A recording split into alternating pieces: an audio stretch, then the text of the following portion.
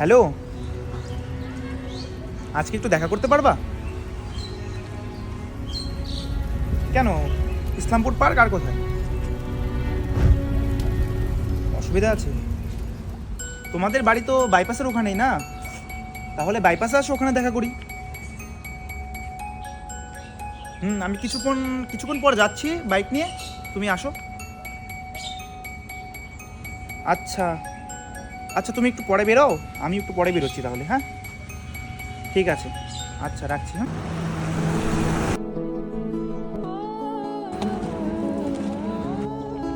শোনো না, আমরা তো অনেকদিন পর আসলাম ঘুরতে, আমাদের তো আসা হয় না, চলো একটা স্মৃতি হিসাবে একটা ফটো সেলফি তুলে রাখি। হ্যাঁ,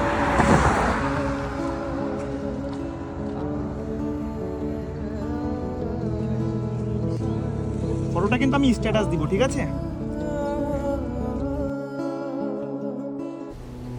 দেখ দেখ ভাই, কালকে যে তুই বাইপাসে ঘুরতে গেলি না, তো কে জানো তোর ছবিটা ইসলামপুর কাপাল গ্রুপে পোস্ট করে দিয়েছে। কি বলিস দেখি? এই যে দেখ। হে ভগবান, এখন কি করব ভাই আমি, বল। তুই ভাই ইসলামপুর সাইবার ক্রাইম অফিসে যা, ওইখানে যা বল যে দাদা দেখো কে আমার ছবিটা, আমি স্ট্যাটাস দিয়েছি, ছবিটা কে যেন পোস্ট করে দিয়েছে ইসলামপুর কাপাল গ্রুপে। তো ওইখান থেকে কোনো না কোনো সমাধান তুই পেয়ে যাবি।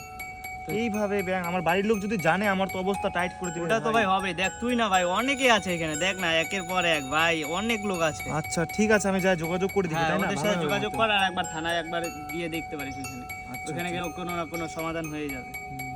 আচ্ছা ঠিক আছে, যা তুই ওখানে, ঠিক আছে? আমি যাচ্ছি, এখনই যাচ্ছি আমি। আচ্ছা হ্যাঁ, যা।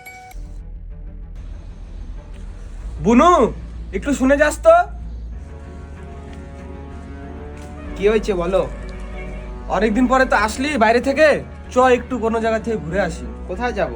কোনো জায়গায় চল, বাইকটা নিয়ে যাই, একটু ঘুরে আসি। বুনু,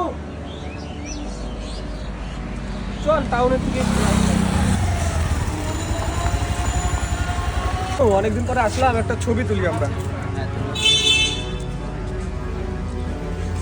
স্ট্যাটাস দিব কালকে।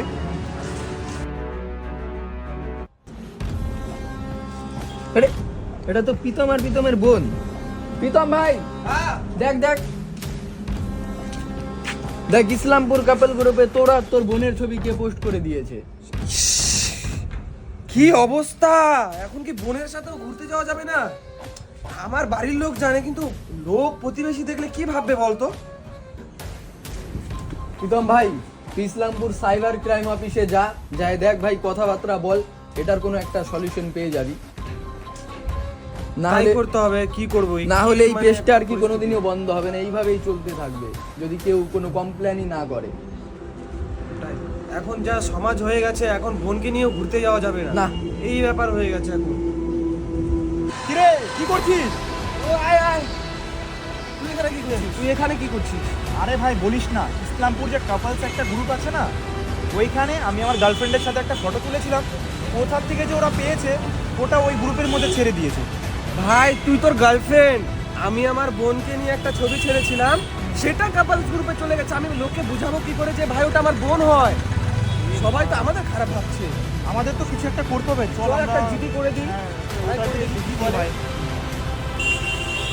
আপনাদের নিজস্ব ছবি কিংবা ভিডিও দিয়ে যদি কেউ ব্ল্যাকমেল করার চেষ্টা করে, তাহলে আপনারা ইসলামপুর পুলিশ স্টেশন বা ইসলামপুর সার্ভে ক্রাইম অফিসে গিয়ে আপনারা যোগাযোগ করুন, অবশ্যই সমাধান হবে। এটা হচ্ছে ইসলামপুর শহরে ঘটে যাওয়া একটা ঘটনা, যে কোনো সোশ্যাল মিডিয়ায় ভিডিও এবং ফটো পোস্ট করার আগে ভাবনা চিন্তা করে পোস্ট করবেন। যেহেতু সোশ্যাল মিডিয়ায় ওই ফটো নিয়ে বোনের সাথে অনেক কিছু হয়েছে, বা যে কোনো কিছু করার বা কোনো স্ক্যামের থেকে বাঁচার থেকে তোমরা হচ্ছে অবশ্যই সাইবার ক্রাইম অফিসে গিয়ে যোগাযোগ করবেন। স্ক্যাম যে কোনো জায়গায় টাকা পে করবেন না, আগেই ধমকি বা অনেক কিছু হয় এরকম, তো আগে সাইবার ক্রাইমে যাই যোগাযোগ করার পরেই আপনারা যা স্টেপ নেওয়ার নেবেন। তো এই ভিডিওটা আমরা, আমাদের ভিডিও যদি ভালো লাগে থাকে তো অবশ্যই লাইক শেয়ার কমেন্ট সবাই মিলে লাইক শেয়ার করে দিবার, ঠিক আছে?